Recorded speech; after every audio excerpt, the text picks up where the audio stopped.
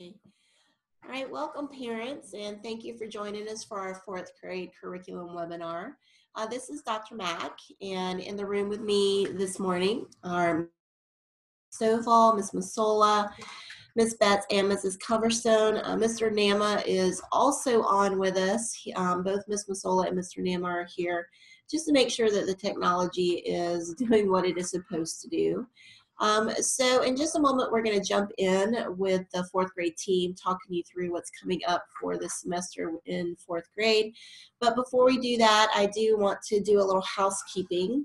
One, excuse some of us if our voices are a little different than what they typically are, because as you know, as the rest of the country, some of us are struggling with some colds and things like that. But if you do have questions through the webinar, please hold those till the end, or you can go ahead and put them into the chat screen, and Ms. Masola will actually talk to you a little bit about how to do that in just a little bit. But we are going to hold all questions till the webinar is over, and then I will act as a moderator and read the questions to the fourth grade team so that they can then answer those. But you don't have to hold it till the end. If you want to go ahead as soon as it pops into your brain, even in the middle of the webinar, you can put it in the chat screen. Just know that we won't get to those until the end of their presentation. So I'm actually going to throw it over to Ms. Masola and let her talk you through how to actually submit questions. Hi everyone, and happy Friday. This is Ms. Masola. I'm just going to quickly go over how you submit a question. Once again, just to piggyback off of Dr. Mack, we won't answer the questions to the end, but go ahead and get them in the chat box when they're on your mind. If you're on an iPad, you're just going to simply tap the screen, and then you should see a toolbar come down from the top. You're going to hit the chat button, which is the little text box, and there you can add your question. If you're on a desktop, simply move your mouse around, and that black toolbar will come up from the bottom. Then you'll see that chat icon again. Click that, and it'll open up your chat window. All right, I'm going to throw it back to you, Dr. Mack. Okay. All right, so before we jump in with the fourth grade team, one little thing I'd like to plant with all of you is when we finish with the webinar, feedback about this format would be very helpful for us. I did talk a little bit about it at parent council yesterday morning and got some feedback from a few parents, and so far the feedback has been really positive. We are choosing to do this type of format to really meet our parents where they are. We know that the majority of our parents are dual working, and you don't always have the flexibility or luxury of coming on site for a meeting. So we are really trying to make this as convenient as possible for you, and it's a great opportunity for us on our end to just try out a new way of doing things. So with that said, I'm going to turn it over to the fourth grade team. All right, for this semester, just some reminders about homeroom. It's Alex Betts, sorry. Morning work is expected to be completed in class each day. Usually we assign 1 to 2 things that shouldn't take any longer than 30 or so minutes to complete. However, if you're arriving a little later in the morning work time, some unfinished morning work might need to be completed for homework that night. Also, for this semester, we are going to continue with spelling tests every Friday unless it's a busy week with a lot of tests or it's a short week. You can find these spelling lists on our Spelling City link on our homeroom page. You can also find them in your reader's notebook. So whatever reader's notebook pages we assigned, those spelling lists will be on that page. And we are also going to continue with Wordly Wise this semester, and we'll be having a test about every other Thursday. Obviously that got thrown off with the snow days, but we should be back on track with that starting next week. This is Ms. Masola again. I'm just going to quickly go over what we're doing in the technology lab. First, students should already be able to log in to the school website, Google Apps for Education, and Go Math. We're going to go over Go Math a little later, but the school website, they received their login in 3rd grade, and in the first couple of weeks of the school, we went over and reminded them of their login, their username and passwords. But if you have any questions about the login, and students logging in, not parents. So when the student or the child logs in, they're able to see different assignments and notes from the teacher. So we want to have your kids log in. So if we don't, if they don't know their login information, please, please, please have them come to me or tell their teacher, and their teacher will tell me, so we can get them logged in on the website. Also, they have their Google Apps for Education, which is their Gmail, Google Docs, Drive, things like that, which we log into a lot in the lab, so they should be able to do that as well. Currently inside the lab, we're using Classcraft, Flipgrid, which is a digital voice system. It's very cool, the kids love it. And we're doing coding this semester. Right now we're doing coding with a software, but we're going to shortly switch over to devices, little Saphiro robots. And after spring break, we're going to kick it into STEAM here, which we'll talk about that. But fourth grade is doing SMES talks and 3D printing. And last but not least, we also talk about digital citizenship second semester. Students now come to the computer lab twice a week, but the second time they come, we are doing more of a leadership twist to it, which we talk about online safety, digital footprint, cyberbullying, and of course, balance on their technology. Also, I'm going to introduce a new technology called augmented reality for the kids. So get ready to hear a lot of cool things about that. If you have any questions about technology, remember you have a portal to go to as well as a parent. If you're logged in and click on your groups, click on parent technology resources, and you should get a good amount of resources there, especially how to set notifications for incoming notifications from your teachers. And once you're in, don't forget to look at the topics page, which has information about their Chromebooks. For fourth grade, you're looking at the iPads, school website, Google App for Education, and of course, digital citizenship at home.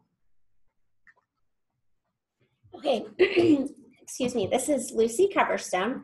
So I'm going to talk about reading second semester. So right after Christmas break, we started reading Farmer Boy. It's longer than Sign of the Beaver that we read last semester, so it's going to take a little more time. It'll take probably the majority of second semester to read it. And along with it, we're going to have tests over about every 6 chapters. So our first test is actually today. It will still be open book. So they can bring their books. We actually take some notes on sticky notes to help us with our tests. So they'll be doing that. It's hard to tell. It depends how quickly we read it, but about every 6 chapters. And there won't be a ton of notice before a reading test. It just sort of depends on how quickly we get through the chapters that will be on the test. And then we'll announce the test a day or 2 before and allow them time to study, but they can still use their books. This semester, we're only going to have 2 book reports. Instead of having them once a month, we're going to have one at the end of January. It's due on Monday. And then we're going to have another one, I think, in April or May. So later in the semester, this is just because Farmer Boy takes up so much of our in-class time. And then we're also going to be starting book clubs in language arts. So they'll have some out-of-class reading to do for that. Alex, Betsy, and I'm going to talk to you a little bit about language arts. Book clubs are beginning in a couple of weeks. The students have voted on their choices this week, and we're going to be meeting about once a week. They are going to be given a packet of 8 roles, and each week they must complete the role and the assigned reading for that week. It's not too much assigned reading. It's about I try to do about 5 pages a night, where it would divide up to about 5 pages a night. These roles examine things like character development, pulling out important moments and quotes. They're summarizing, they're looking at vocabulary. The most important thing to note about this is that your child is going to be given 1 packet for the entire 8 to 9 weeks that book club is going on. And it will be collected as a test grade, where I'm going to be looking at how they completed each role, along with considering their participation during our discussions. So it's really important that they do not lose this packet. I recommend keeping it in their binder, because their binder goes with them everywhere they go, and they usually have it at home as well. So that way they aren't losing it, because I cannot replace it. Some other things we will be looking at this semester, we're going to be writing a personal narrative, which I just introduced today. And they're also going to be writing a descriptive writing later this semester. There will also be 3 more grammar tests interspersed with this. There's going to be adverbs, pronouns, and some mechanics that we will focus on. And then in May, we're going to start our persuasive writing unit, which is a fun group project where they create scripts and then they make commercials to sell a product and persuade us to buy it. Hi, this is Julianne Stovall. So for math, we're now using volume 2 of our Go Math book. We've started chapter 6, which focuses on fractions. We'll have a test the week after next for that. So before we start each chapter, I do upload all the personal trainers, and your child has access to that. And that's a great way for the kids to get extra help on any concept that they need to review. I do offer extra credit after each chapter. It's the same format each chapter, and it's the chapter review at the end of the chapter. And all they need to do is show that to me and check the answers, because I upload the answers on the webpage. Oh, and then we have 2 more units coming up after, with the fractions and decimals, followed by the geometry and measurement, which we'll finish the year with. So this is Ms. Sola again, just going over how to get on Go Math online. I've had a couple of parents reach out to me saying that they cannot log in. So when you go to the website, this is the default page you're going to see. We're making sure that all of these are filled out correctly. United States, Georgia private school, and then looking for St. Martin's Episcopal School. You won't find our school pop up if you don't have private school head. Then I would ask you to go ahead and check Remember My School, so you don't have to do that twice. All the students were given their login information in the beginning of the year, so they should have that. If you have any questions, either shoot me or the teachers out an email as well. And then when you get logged in, the students are able to see a ton of wonderful resources that they have access to. This is Lucy Coverstone again. Social studies this year, we're going to continue to work through our big orange social studies books. We're going to cover about chapters 11 through 14. And then, as most of you know, you're going to take that book to 5th grade and then finish out the book in 5th grade. You can expect more projects interspersed with tests, just like we had last semester. We're actually going to be starting our first project this semester next week. And just like last semester, it will mostly be completed in class. If students work well in class, don't miss a day for illness or any other sort of absence, they should be able to complete the entire project in class, maybe add some finishing touches at home. If they are absent for any reason, they will probably have to do a little bit at home, but the goal is that almost everybody will be able to complete the project in class on their own. Students will still be able to earn extra credit. I'm not sure if many are familiar with this. A lot of students do participate, but I have a trivia question each week in my classroom, and once students get the trivia question correct 5 times, they're given a punch card, and they can add that to any test or project for 5 extra credit points. If they save them, they can add 2 to any test or project, giving them 10 points at a time. And the last thing is that my last day is tentatively set for April 18th, and then Mr. Camp will take over for my homeroom and all social studies classes. So he is our assistant teacher, as most of you know, and he's been around and knows the routine, knows what's going on, and is very excited to be doing this. Okay, so we have 2 more field trips we're looking forward to coming up. On February 8th, we're doing the High Museum, and April 12th, we're going to Fernbank. Another thing to keep in mind is the Winter Social is February 10th, just around the corner. So look out for our Teacher for a Day treasures. That's always fun for the children, and all 3 of us will be doing that, and the day is March 28th that the children will take over as the teacher. All right, good morning, everyone. This is Wade Hance, the student science teacher. I'm going to talk a little bit about the STEAM Fair. The purpose of these slides is to give everyone a high-level overview of the fourth grade students' upcoming STEAM Fair projects. Due to the breadth of the content involved with the STEAM Fair, we're actually going to schedule another webinar in March to go over the specifics, but we're going to try and hit some of the highlights this morning. STEAM stands for science, technology, engineering, art, and math. The STEAM Fair was started to give students a chance to explore their interests, collaborate with others, and really for me, it is important that they understand that their ideas are valid, important, and worth pursuing. Because we really want this to be about the students, all the work, the research, and everything is going to take place at school. St. Martin's actually provides the students a budget, so nothing needs to be bought outside of school. So between the 4th and 5th grade classes, St. Martin's provides about $1,000 for these groups to pursue their interests during the STEAM Fair. The first STEAM Fair started in 2016, but it was an idea that was really born in early 2014. So it took about 2 years to develop. Our first year, we had about 3 teachers involved, and now it's grown to about 14 or 15 teachers, which is really remarkable.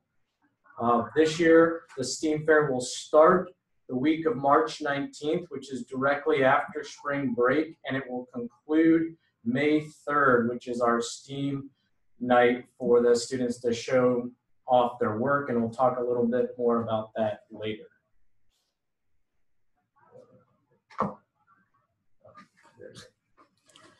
The groups for the STEAM Fair, the students will be split into groups of 3 to 5 students. In 4th grade, the groups are either going to be all boys or all girls. In 5th grade, that's going to change, but for now, we think that all boys and all girls is developmentally appropriate.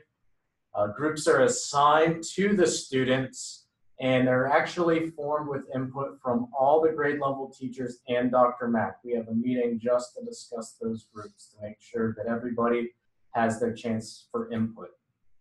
Students select their projects in 2 ways. We have a project catalog of about 25 to 30 projects. The students are going to start by brainstorming their interests, and then they can decide if one of those projects suits what they want to do, or they can come up with their own idea. But if they're going to come up with their own idea, Mrs. Missouri, my assistant, and myself typically meet with the students beforehand to discuss the feasibility. In years past, some of the student-created projects have been an irrigation system, foosball table, somebody made a buzzwire game, and we've had some pretty simple robots made as well. This year, we've started STEAM certifications. This is really to give the students the skills they need to really take ownership of their projects. So we're not having to have our hands on their projects as much in years past. For 4th grade, level 1 was completed as a class, and then 2, 3, and 4 are self-paced take-home challenges. They all integrate math, engineering, and science, and as they complete them, they're able to be certified to use more supplies during the STEAM Fair. So if they end up at a level 4, now they can actually use the printers. And if they get a level 3, now they can use the DC motors, battery packs, and all the electronic equipment. Buying supplies, as we mentioned, students are given a budget. We'll go over this in more specifics in March, but we have a catalog that SMES provides. We're not having them go out and go on the internet to find their supplies. And our SMES catalog has everything in it from 2x4s to pom-poms and everything else in between. There will be opportunity for the students to work before and after school. The sign-up will be through a Google form, and the work will be done with teacher volunteers, so still keeping it in-house and at St. Martin's. And again, we'll go over that more in the specific webinar. STEAM Night is Thursday, May 3rd at 6:30 in the middle school building. This is an opportunity to come and celebrate the hard work of the students. They will set up all throughout the middle school. We'll take over all the hallways because middle school will be gone on their trips. And parents can go around and ask about the project. Students will be very eager to tell you about it. We also will have video presentations completed by the students running in the atrium so that you can hear about the projects from their perspective. As I mentioned, we have a STEAM-specific webinar. This was really a very high-level and very quick look at the STEAM Fair. For 4th grade, we have scheduled a webinar for Friday, March 3rd. This is the same week the students are getting the project introduced to them. So look out for an invitation in the coming weeks, and we'll give you more specifics on that.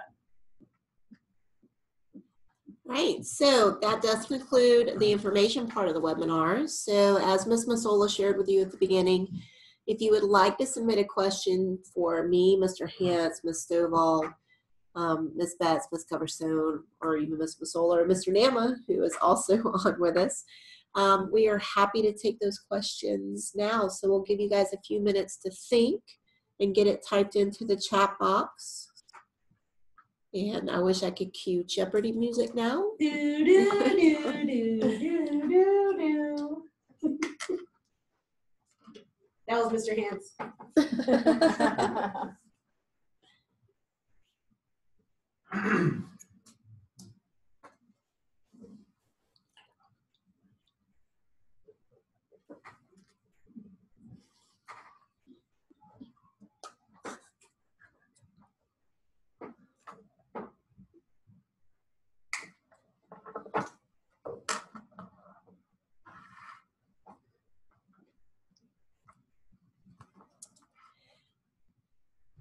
Ah, here we go. See, give somebody enough time and we get a question. It's fabulous. Oh, wasn't even a question. Mr. Nama put something in there. He said, we did too good of a job explaining everything, y'all. I don't know that we've ever been said. No one's ever told us that before. Thank you. Thank you, Mr. Nama. So parents, even if you don't have a question now and maybe later on you go back and you're thinking through, or you look back through the recording of this webinar and a question does percolate in your brain, do not hesitate to reach out to any of us. We are happy to answer any questions. And once again, we're going to go ahead and start wrapping this up unless another question pops in. But we would love feedback on this format. We hope it was helpful for you and was convenient for you. I know the teachers, I am just so exceptionally proud of them. I know that they were going out on this little limb with me and trying this format. It was a little scary when we first started talking about doing it, but I think we have found that it actually works pretty well on our end too. So we do want to thank all of you for joining us today. Once again, this was recorded. I will, once our tech team has had an opportunity to move it over into YouTube and share the link with me, then we will get that up on the elementary school parent page on the school website, and I will shoot an announcement out to everybody letting you know it is available. Thank you, Paige. We appreciate that. Paige said, great job. This is a fantastic idea. So you guys have a great Friday, great weekend, and stay healthy, please. And thank you to the 4th grade team. Great job.